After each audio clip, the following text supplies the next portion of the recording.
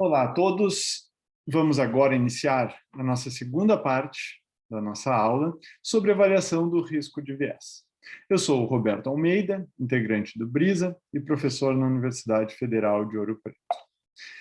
Nessa segunda parte da nossa aula, nós vamos entender como avaliar o risco de viés em estudos pré-clínicos. Vamos fazer isso utilizando a ferramenta do Circle, né? Que é uma ferramenta desenhada colocando questões bastante importantes sobre a avaliação do risco de viés em estudos pré-clínicos, em estudos que contêm apenas animais de experimentação. Essa ferramenta do Circle, ela foi desenhada em 2014 e ela traz muitas questões atreladas a risco de viés em estudos pré-clínicos para serem debatidas e para serem pensadas. Como os estudos de intervenção em animais diferem dos ensaios clínicos randomizados, nós vimos isso, né, eu coloquei inclusive uma tabela que traz esse artigo, que coloca as diferenças entre cada um dos tipos de estudos, considerando, por exemplo, o N amostral, considerando o duplo cego, né? Quantos centros de colaboração participam de uma pesquisa, né? A metodologia, então, para a revisão sistemática dos ensaios clínicos tem que ser adaptada e otimizada para os estudos com intervenção em animais. Dessa forma, o Circle, né, essa plataforma, ela desenha e discute muitos desses aspectos. Então, para a gente avaliar o risco de viés em estudos, é necessário que esse tipo de discussão, utilizando, por exemplo, como ferramenta o Circle, seja discutido e adaptado considerando as exigências da revisão sistemática que vocês estão conduzindo, utilizando determinado modelo animal. E isso deve ser feito com antecedência. Por exemplo, na fase de descrição do protocolo. Ainda, como regra, as avaliações devem ser feitas por pelo menos 2 revisores independentes. E os conflitos, as divergências devem ser resolvidas por meio de discussão orientada, até a chegada de um consenso por parte desses revisores, ou, considerando o grupo, uma terceira pessoa, né, que faz a avaliação dos conflitos, dos conflitos entre os revisores, certo? Isso pode ser acordado e também deve ser descrito no protocolo. Aqui, então, né, o Circle traz de uma maneira resumida, tá, todos os tipos de risco de viés. Esses riscos de viés, né, os resultados das avaliações desses riscos de viés que vão fornecer uma visão sobre até que ponto as conclusões da revisão sistemática podem ser afetadas pelos vieses relacionados à validade interna de cada estudo, como nós vimos na parte 1. Então, aqui o Circle traz, por exemplo, né, o risco de viés, o tipo de risco de viés, como considerando 5 aspectos. Por exemplo, viés de seleção, viés de execução ou performance, viés de detecção, viés de atrito, viés de reporte e outros que podem ser considerados, né, e podem ser diferentes entre cada grupo, entre cada tipo de estudo que vai ser conduzido, e a gente vai ver isso de forma mais específica agora no decorrer, onde nós vamos falar especificamente de cada um deles. Mas, assim, resumidamente, né, o viés de seleção, por exemplo, é a geração da sequência. Outro viés de seleção é com relação às características do baseline dos grupos amostrais, com relação à ocultação da alocação dos animais, com relação à maneira com que eles são armazenados pelos cuidadores ou até mesmo pelos investigadores, no biotério, por exemplo, a maneira como é conduzido, por exemplo, a alocação desses animais, se é de maneira cega ou não, isso é viés de performance. Viés de detecção, por exemplo, como foi feito como foi avaliado o desempenho do animal como foi alocado o animal para acessar, por exemplo, o experimento. Né? Então, viés de detecção, se os experimentos foram avaliados, os dados foram avaliados de maneira cega ou não pelo experimentador, se a falta de algum N amostral, por exemplo, né, como dados relacionados com os desfechos de forma incompleta, viés de atrito, viés de reporte, por exemplo, se está faltando reportar algum dos resultados descrito no protocolo inicial ou na metodologia, e outras fontes de viés que podem ser incluídas, como nós veremos na sequência. Tá bom? Então, esses são os 10 tipos de questões que vão ser trazidas aqui pela ferramenta do Circle. Então, para avaliação de cada um dos tipos de viés, é importante colocar se a gente vai ver aqui sempre, né? Yes, no ou unclear. Quando yes, por exemplo, vai indicar baixo risco de viés. No vai indicar alto risco de viés e unclear vai indicar que não é possível nós afirmarmos nenhuma das outras duas quesitos. Tá?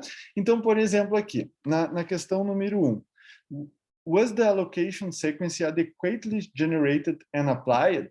Por exemplo, aqui é com relação aos animais que pertencem a esse estudo, se foram ou não alocados, né, de forma randômica nos grupos. E como foi feita essa geração da randomização? Está descrito? Então, normalmente, né, até na revisão sistemática e meta-análise que nós estamos desenvolvendo aqui como um subgrupo do BRISA, né, nós estamos, por exemplo, considerando da seguinte forma: foi colocado, não foi citado que o experimento não foi randomizado. Então, é no. Se foi dito que não foi randomizado, é no. Se não foi dito nada, é unclear. No entanto, muitos estudos, eles na metodologia descrevem que foi realizado de forma randômica, mas não escrevem como foi feito. Então, a gente separou o unclear para unclear dito apenas randômico e unclear sem ao menos ter dito randômico, porque se ele não diz, ele não está negando. E quando diz a forma que foi feita a randomização, seria yes. Né? Então, aqui, um viés de seleção, por exemplo. Aqui, outro tipo de viés com relação ao baseline, as características de baseline, dependendo de cada tipo de intervenção que vai ocorrer nos animais que fazem parte desse estudo pré-clínico, o grupo intervenção, por exemplo, pode sofrer uma alteração nas suas características baseline. Será que essas características elas foram distribuídas igualmente entre os grupos? Qual foi o tempo de indução da doença? Esse tempo, né, da patologia, do modelo, esse tempo foi adequado? Então, aqui traz algumas características que devem ser, né, descritas na metodologia. E aí, dessa forma, yes, se tem baixo risco de viés, foi considerado, no, se não foi considerado, ou unclear, se não reporta nada relacionado com isso. Tá? O último tipo de viés de seleção, por exemplo, é se houve ocultação, por exemplo, na alocação desses animais, né, dos diferentes grupos. Né? Então, se foi considerado, por exemplo, que eles foram, se teve essa ocultação, seria yes, para baixo risco de viés, no, caso esteja descrito que não houve, e aí isso seria um alto risco de viés, e unclear, se não foi mencionado, certo?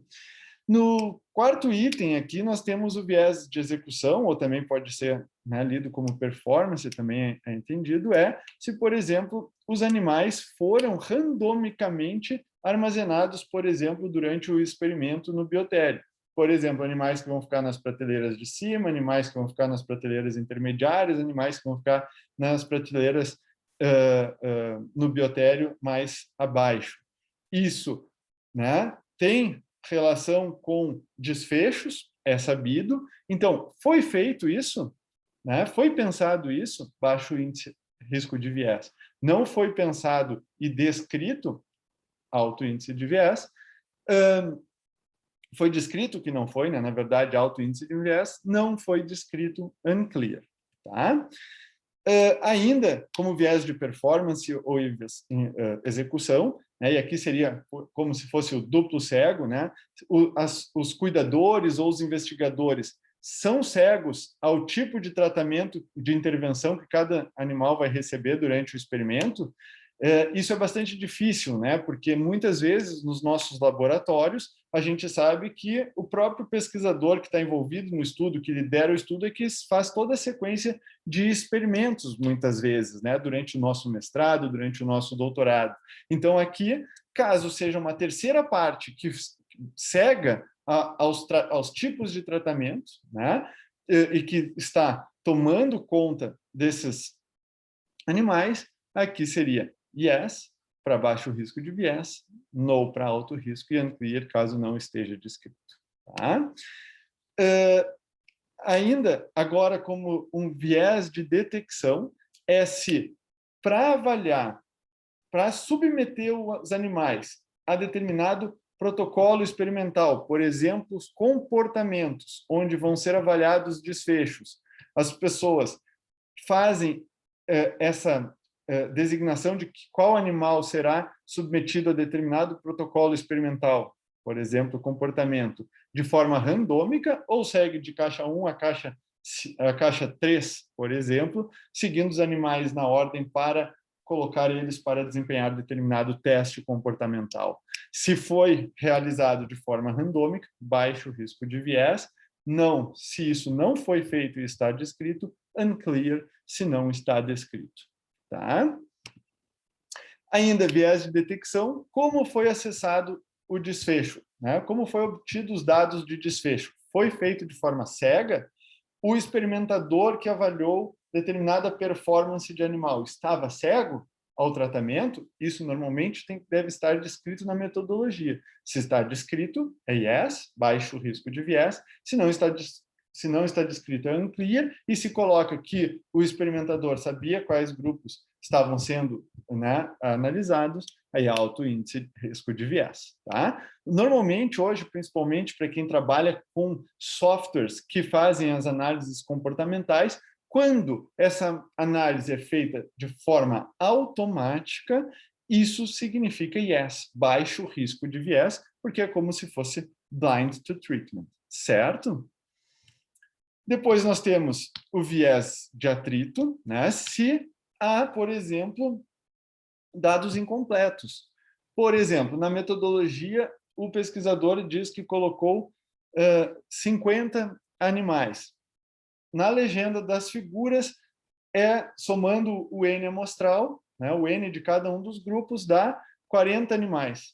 Onde estariam esses 10 outros animais? Então, 10 animais foram perdidos nesse estudo. Foi relatado o motivo da perda? Por exemplo, é uma cirurgia que se tem 10% de perda. Aí tem que estar lá. Tantos animais foram perdidos devido à cirurgia. Anestesia, por exemplo. Outros animais, por exemplo, a canulação não ficou no local certo e foram excluídos. Então, tem que estar descrito. Se está descrito, ou se há todos os animais contidos, por exemplo, durante a leitura de métodos e comparando com os resultados, é baixo índice de viés. Se não está descrito nada, é unclear, ou se não é possível a gente avaliar isso, por exemplo, está especificado somente na legenda e a gente não tem como fazer o contraponto, é unclear, e no, se caso é alto risco de viés, se a gente consegue observar que tem animais faltantes. Tá? Outra questão aí relacionada com o viés de relato, que é o reporting, né? É se, por exemplo, no trabalho diz que fez 5 testes comportamentais, nos resultados apresentam, por exemplo, somente 4 e não cita nem o que ocorreu com o outro teste comportamental. Isso também é possível ver na avaliação do protocolo, porque muitas vezes na publicação do protocolo, se caso os estudos tivessem protocolos publicados antes, sabemos que muitos ainda não apresentam, né, nós conseguiríamos ver as intenções do autor anteriormente à condução do estudo. Então, quando todos os desfechos foram reportados, é yes, baixo risco de viés, quando não é possível determinar, é unclear, e no, caso tenha desfechos faltando. Tá? Outros tipos de viés, e aí aqui, né, pode haver discussão entre os pesquisadores envolvidos no desenvolvimento da revisão sistemática e podemos colocar outros tipos de erros. Por exemplo, conflito de interesse. Esse seria, né, um tipo de risco de viés que pode estar incluído nos experimentos pré-clínicos. Cálculo amostral, isso é um outro, né, tipo de viés que pode ter, que pode acarretar, né, risco de viés nos estudos. Então, devemos sempre, né, discutir bastante esse tipo de outros tipos de fonte de viés. Tá? Então, aqui eu trago agora, para a gente finalizar essa aula, né, essa última parte dos nossos encontros assíncronos, desculpem, eu trago alguns exemplos, né, por exemplo, aqui, né, falando de boas práticas de laboratório. Por exemplo, nesse trabalho, eles relatam, né, que muitos trabalhos com drogas, né, que avaliam sua eficácia em modelos animais de stroke sugerem que tem um elevadíssimo número de erros sistemáticos. Né, e aqui eles começam a elencar alguns, né, tem exemplos, então é bastante interessante ver como esses erros sistemáticos acabam também impactando os estudos. Então, por exemplo, aqui uma droga, né, que teria algum efeito contra modelos de isquemia, por exemplo, a maioria dos estudos, né, a maioria dos estudos, então, que buscaram avaliar a eficácia dessa droga, continham dados de maior e menor qualidade interna, principalmente considerando alguns aspectos bastante simples, como randomização, cegamento, alocação dos animais. E, olha, é relatado aqui que aproximadamente 44% dos resultados, né, podiam ser atribuídos ao viés experimental. Né? Então, o que acaba sendo bastante, a gente até comentou na nossa parte 1. Né?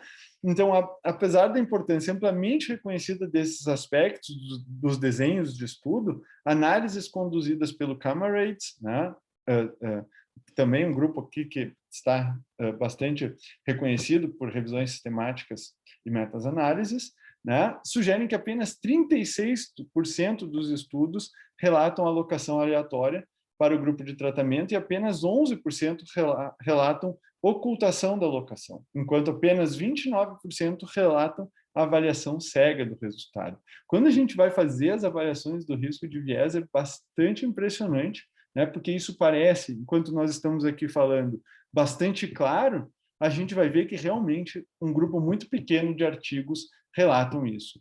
Posso dizer, como uma opinião pessoal, que estudos mais recentes acabam relatando, mas muitas vezes esses estudos ainda não estão relatando como isso foi feito. Né?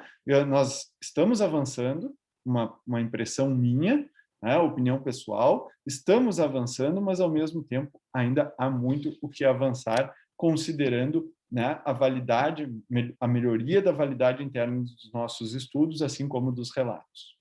Aqui, por exemplo, né, numa outro artigo de revisão, a gente pode observar em algumas doenças como Alzheimer, esclerose múltipla e Parkinson, quando eu falei ali que no item 10 a gente pode colocar cálculo do tamanho amostral, que sempre é feito quando a gente realiza os projetos de pesquisa, mas nunca é descrito nos papers. Nota que, por exemplo, aqui de 428 artigos de Alzheimer, nenhum fez relato de cálculo amostral.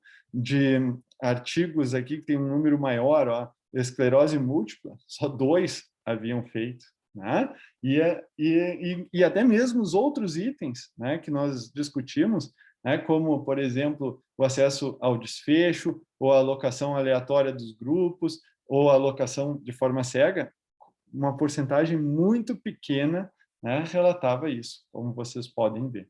Tá? Então, notem como a gente tem que ficar atento quando a gente lê ou a gente vai revisar artigos também. Né? Isso são questões muito importantes que podem, a partir do momento que os autores reportam isso de forma bastante precisa, né? É possível diminuir e conduzem suas pesquisas com pensando nesse tipo de viés. Isso vai ser muito importante quando pensarmos em replicabilidade, por exemplo, né? Então, os resultados da avaliação do risco de viés devem ser usados ao interpretar os resultados, né? E isso pode ser feito também com relação à análise de sensibilidade que vai ser utilizada. Possivelmente nós vamos discutir nas próximas aulas do nosso curso, né? Quando a gente vai fazer as análises da revisão sistemática, por exemplo, as análises estatísticas a gente pode retirar, por exemplo, estudos com alto índice de viés para ver sensibilidade, né? Isso pode ser feito, tá? Então é possível excluir esses estudos numa das formas de demonstrar os dados e discutir esses dados, tá? Isso vocês vão ver mais em frente no nosso curso, tá? Então, agora, finalizando a nossa aula, né? A nossa programação aqui prevê aulas síncronas, né? Então, nós temos uma atividade prática número 6, onde eu vou avaliar 10 artigos que vão estar presentes aqui na nossa plataforma e vão ser disponibilizados a todos vocês, para nós fazermos a avaliação dos riscos de viés e, durante a parte síncrona, né, nós fazermos a correção e discussão dos conflitos que foram, das divergências que nós obtivermos aqui durante a avaliação individual de cada um de nós. Tá bom?